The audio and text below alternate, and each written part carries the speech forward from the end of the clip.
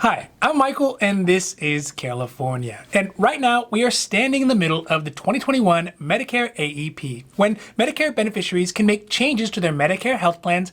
And while this is usually the time of the year that there is the most awareness about Medicare health plans, a lot of people are often left with new coverage and not really understanding what they have. My team and I, we see it literally every day when the community members we work with just have a plan because their friend or their neighbor or because the person they enrolled with told them that it was a good plan. But in most cases, if they enrolled with a professional, they probably did get a pretty good plan.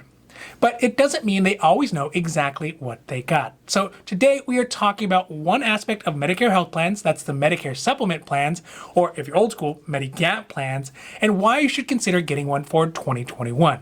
Now this is your 5-minute healthy dose, so let's make this quick. But before we do that, if you like this information, if you find it interesting, if you find it helpful, please don't forget to like and subscribe. That way you can get updates when our newest and most informative videos become available. Right up front, we are going to talk about why you should at least consider getting a Medicare supplement to add on to your Medicare Part A and Part B for 2021. The biggest reason is because it gives you options. Right now, wherever you are, it's possible the number of people using the healthcare and the hospital system in your area are going up. In fact, maybe a lot. We hear about stories of hospitals being overfilled or patients, especially older patients, being left without the care they need at some facilities.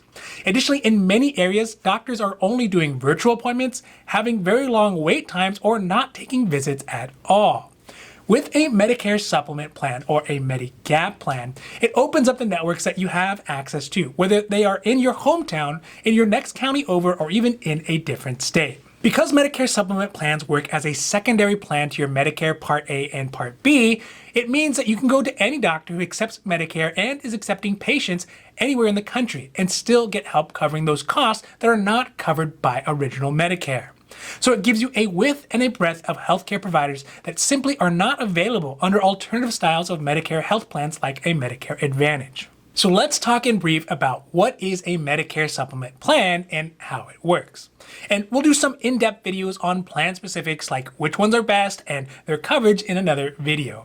But first, a Medicare supplement plan is just like it sounds. It's a health plan run through the private health insurance company that helps cover some or most of the costs not covered by original Medicare. Now, we all know that Medicare Part A and Part B, also known as Original Medicare, is pretty good coverage, but it doesn't cover everything. That is why having a Medicare supplement plan means you'll have a second payer to help cover those costs not covered by Original Medicare, leaving you a much smaller cost when you go see the doctor. So let's take a specific example. So for example, if you have a Medicare Supplement Plan G for 2021 and obviously have Medicare Part A and Part B, once you pay the Medicare Part B deductible of $203, after that, when you go see the doctor, Medicare will pay 80% of the cost of Medicare approved services. And then if you have Plan G, it'll pay the remaining 20%, leaving you paying nothing in most cases. Of course, this is a bit of an oversimplification, but you get the point. Medicare pays 80% first, and then your Medicare supplement covers the rest, if not all, of the remaining percentages depending on the plan that you choose. Let's talk about how a Medicare supplement plan is different than other types of Medicare health plans, like a Medicare Advantage plan.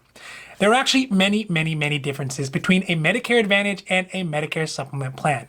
And as I had mentioned before in the beginning, the biggest difference that is pertinent to 2021 between a Medicare supplement plan and a Medicare Advantage plan are your provider options. This is because most Medicare Advantage plans are HMOs, and this is not necessarily bad, but what it does do is it leaves your health needs to be managed by an insurance company and generally forces you to only see one doctor as a primary care physician or a PCP. And you have to ask for permission to go get a second opinion or get lab tests done or see a specialist. Especially right now in a time when a lot of hospitals and doctors are overbooked altogether, it means you could be stuck in a situation where you are limited to the doctors and the hospitals in your network, and if they can't get to you in for quite some time, you won't have a lot of other options. Because if you have a Medicare Advantage, you can't just go to another doctor somewhere else who is accepting patients. But if you have a Medicare supplement plan, you will have a lot more options to choose from. Finally, there are some important things for you to know about Medicare supplement plans. First is that they are not right for everybody. Although they have expanded access to doctors' networks and hospitals, they also have a monthly premium that goes along with them. This is above and beyond what you pay for your normal Medicare Part A and Part B premiums. Additionally, unlike most other healthcare plans available in the market right now, if you are 65 years or older or outside of your guaranteed issue qualifier, then in most cases the Medicare supplement plan may be able to deny your application if you have pre-existing conditions or raise your monthly rates. Finally, Medicare supplement plans are just a part of having full coverage. By this I mean they do not include prescription drug coverage and would mean that you would need to buy a standalone Medicare prescription drug plan or PDP if you want to have coverage for your prescription drugs as well as avoid paying the Part D penalty. So these are all very important things to keep in mind when you're looking at your Medicare health plan options this year. It can be very complicated, I know, but luckily me and my team are here to help if you live in Southern California.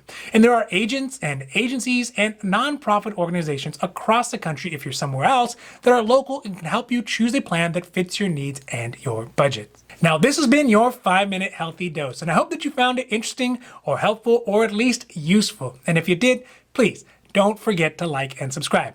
That way you can get updates when our newest and most informative videos become available. Also, we here at California, we know health insurance. So if you have any questions about your health insurance, leave those down below and we'll be happy to make a new video or a new post as soon as we can. Now, other than that, I'm Michael and this is California, wishing you a happy, healthy